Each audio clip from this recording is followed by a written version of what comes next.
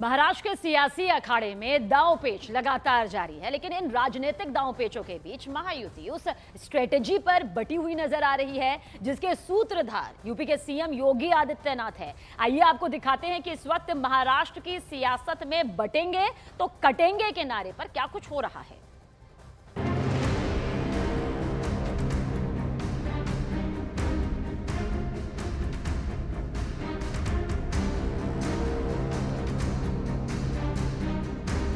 महाराष्ट्र की सियासत में बीजेपी की धुरंधर ब्रिगेड एक्टिव है। महाविकास अघाड़ी को काउंटर करने के लिए नए नए नारों की गूंज सुनाई दे रही है। छत्रपति शिवाजी महाराज की। इसी कड़ी में महायुति के लिए प्रचार का मोर्चा संभालते हुए प्रधानमंत्री नरेंद्र मोदी ने कांग्रेस पर जबरदस्त हमला बोला है। उन्होंने आरोप लगाया कि कांग्रेस जातियों को लड़ा रही है, इसलिए नरेंद्र मोदी ने नए कलेवर में एक है तो सेफ है का नैरेटिव सेट कर दिया।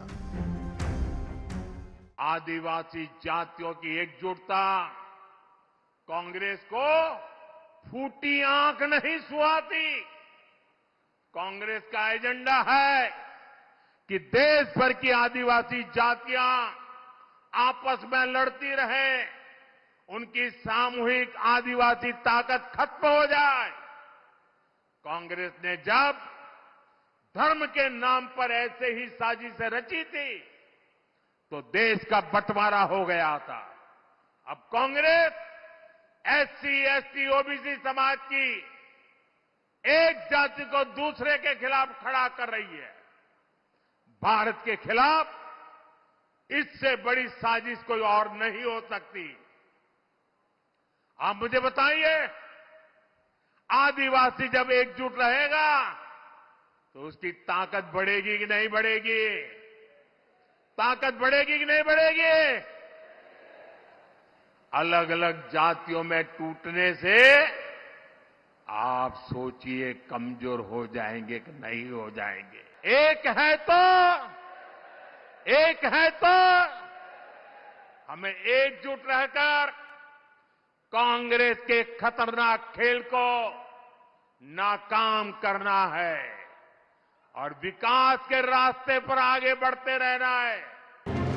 पीएम मोदी के राजनीतिक हमलों से जुड़ी ये कहानी आगे बढ़ी तो यूपी के सीएम योगी आदित्यनाथ तक पहुंच गई, जहां एक बार फिर उन्होंने बटेंगे तो कटेंगे वाले नारे का जिक्र किया, जिसकी नींव उन्होंने हरियाणा चुनाव में रखी। एक है तो नेक है, एक है तो सेफ है, और बटे थे तो कटे थे। हमें बटना नहीं है, एकजुट होना है। लेकिन योगी आदित्यनाथ के इसी नारे को लेकर महायुति में सियासी उथल-पुथल मची है, क्योंकि डिप्टी सीएम अजित पवार से लेकर प्रफुल्ल पटेल तक ने योगी आदित्यनाथ के नारे से किनारा कर लिया है। बहकाने के लिए काम करते हैं। बटेंगे कटेंगे का वो देखिए, ये सब बोलने की बातें हैं। मैं ऐसे जुमलों पे नहीं जाऊंगा, ये भावनिक सवाल है।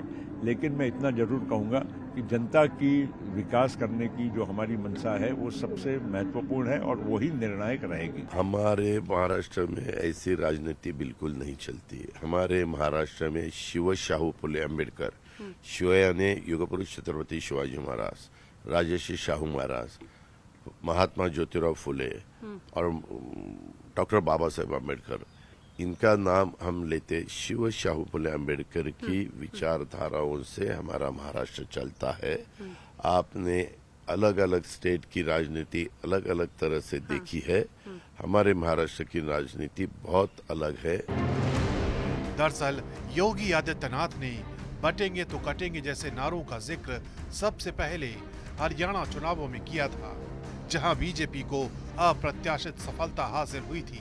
माना जा रहा है कि योगी आदित्यनाथ के नारे ने मुस्लिम वोटों की एकजुटता की काट इसी नारे के जरिए निकाली थी। यही वजह है कि महाराष्ट्र में जगह जगह पोस्टरों के जरिए इस नारे को हाईलाइट किया गया है। लेकिन सवाल ये है कि आखिर अजित पवार की पार्टी का स्टैंड इस मुद्दे पर बीजेपी से अलग क्यों है?